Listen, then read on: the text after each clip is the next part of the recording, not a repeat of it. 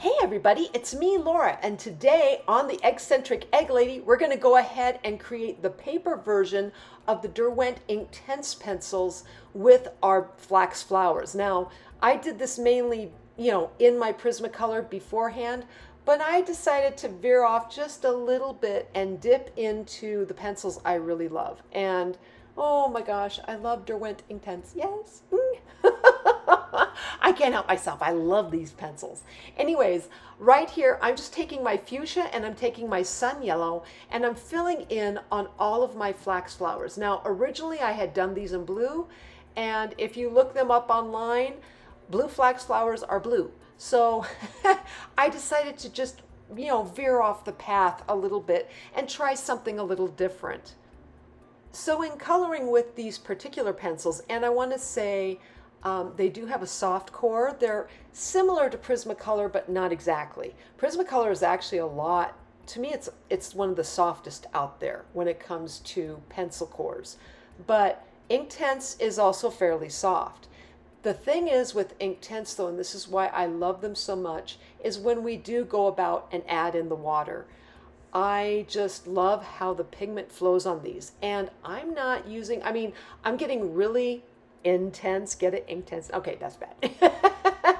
Really intense here at the point where I'm putting a lot of pigment down where the flower joins together. And that is because I want to make sure that the color really, that deep kind of red fuchsia kind of comes through. So really right here, all I'm really doing is I'm just blending in, or I should say I'm putting down my pigments. I haven't blended yet, but I'm putting down my fuchsia and my sun yellow in my flowers. And then eventually I'll blend these up a little bit and we'll go ahead and add water.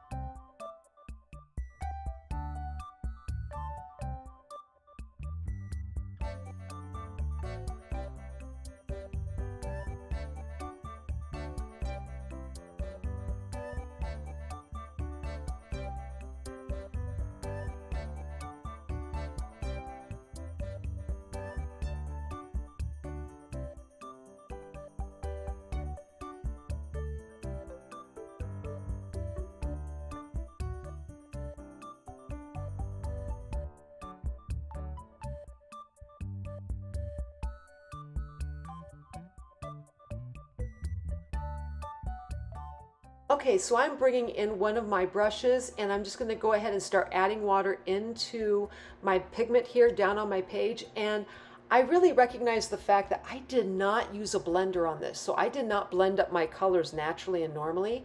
Instead, that's okay because look at this. The color flows so readily. You can blend it really well without any blender. And the color is so intense. Now right here you notice I started with the magenta and then drug it up. Well, I was starting to lose some of my yellow. So it's really almost better if you can go ahead and drag the yellow more into the magenta. This way then you don't lose so much of the yellow, especially if you want to keep that yellow pigment a little bit more. And I really want to say in this regard, when it comes to dragging your pigment down or up, a lot of this is going to depend upon what kind of effect you want. I really like my yellow. I don't want it blended up into an orange. I'm sorry, I'm going to think about my polymer clay here. I don't like a certain blend where it's like it all goes up and it just from, dark pink up into almost a light orange. No, I like to keep my yellow around. I really like that. So in this regard, I am going to blend usually from my yellow down into my magenta. Now the one thing you're going to notice here throughout this video is I did not wear my glove. I probably could have and I probably should have, but at the same time though too, I'm working on a flat surface here, so I just took another piece of paper and put it under my hand so I would not smudge and smear any kind of pigment that I had down on the paper.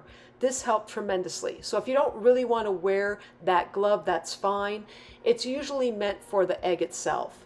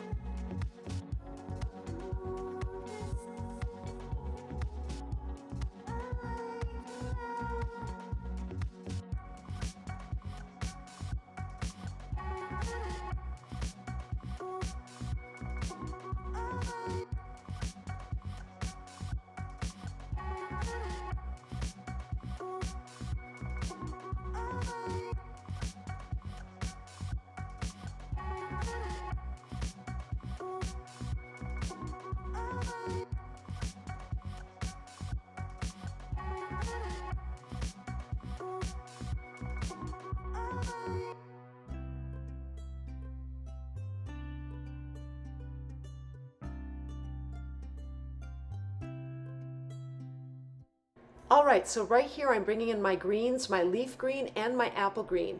And I'm going to put my leaf down right at the base of the leaves.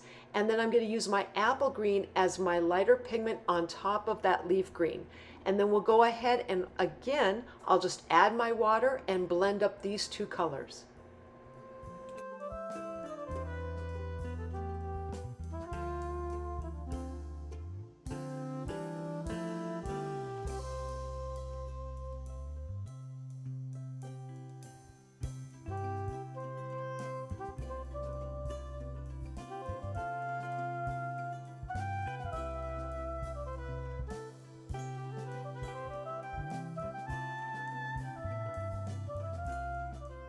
Okay, so here I'm going to mention my brushes because, I used a kind of a fatter brush on doing the flowers. And here I'm coming in with a much more detailed brush when it comes to putting, the water down on these leaves. And it's just because the areas are definitely smaller, and I want to make sure I get not only, how do I put this, the detail when it comes to activating that pigment, but this way then I'm making sure I'm also controlling how much water I do put on the image itself.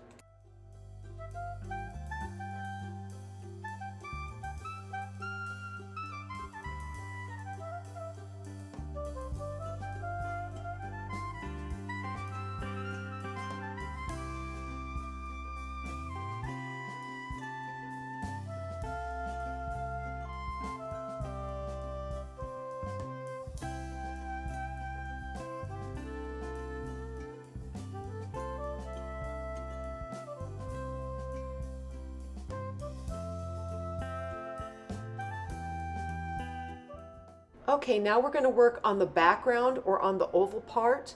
And I'm using my ink black here. I could have come in with more of a gray, but here's the thing. I really like black, and I like black in this regard because you can get a gray. You add a little bit of water, you can definitely gray up the whole thing.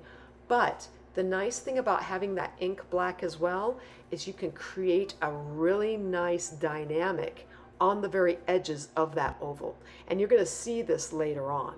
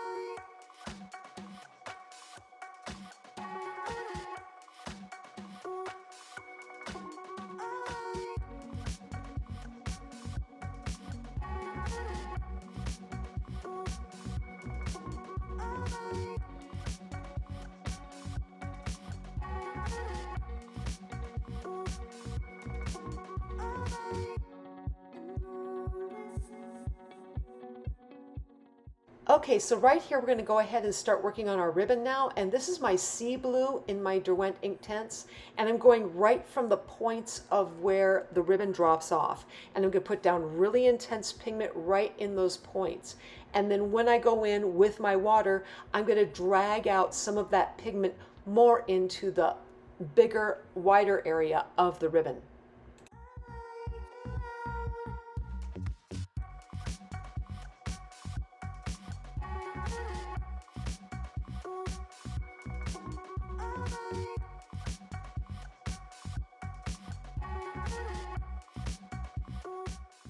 Okay, again, I'm bringing in that detailed brush of mine, and I'm just adding a small amount of water.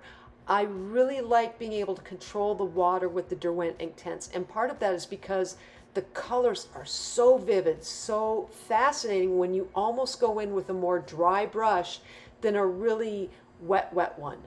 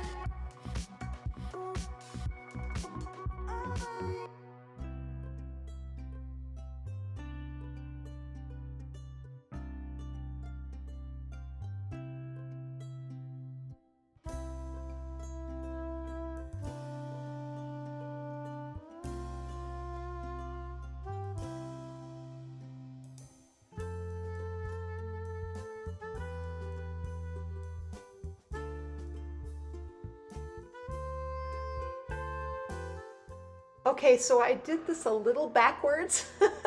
Yeah, just a little bit. I should have really swatched out my colors at the very beginning. I really should have.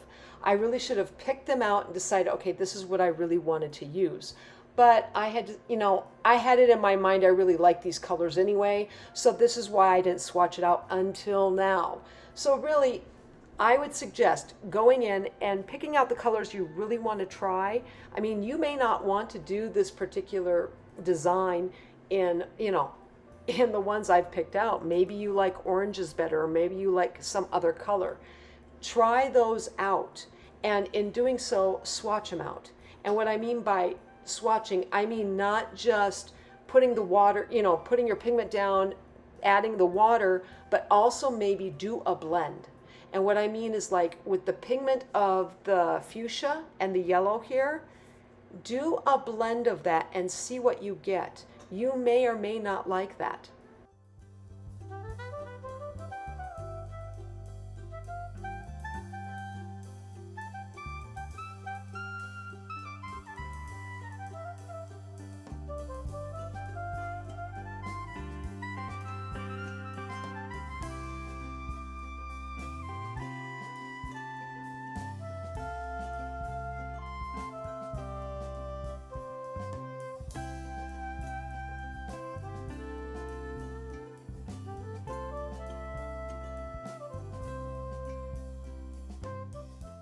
Okay, so this is another little thing I probably should have done beforehand, but I decided to wait until now because I had a chance to really look it over and see what I had done so far. And the one thing that was missing from this particular picture when I was, putting down the pigment was a very dynamic background. And my background, it was good, it was okay, it worked out all right, but I decided, guess what? I need some more ink black. I need to put another little line right around the edge there, and then use some water and draw some of the pigment down, but leaving a good portion of it right up against my line. And when I did that, it really gave more of a 3D effect in the regard that I felt like, okay, it was inside something. It was sitting just inside of it. Okay, so from here, I'm just going to go ahead and let you guys watch my hands talk as I go up and finish up this particular paper project with my Derwent Inktense.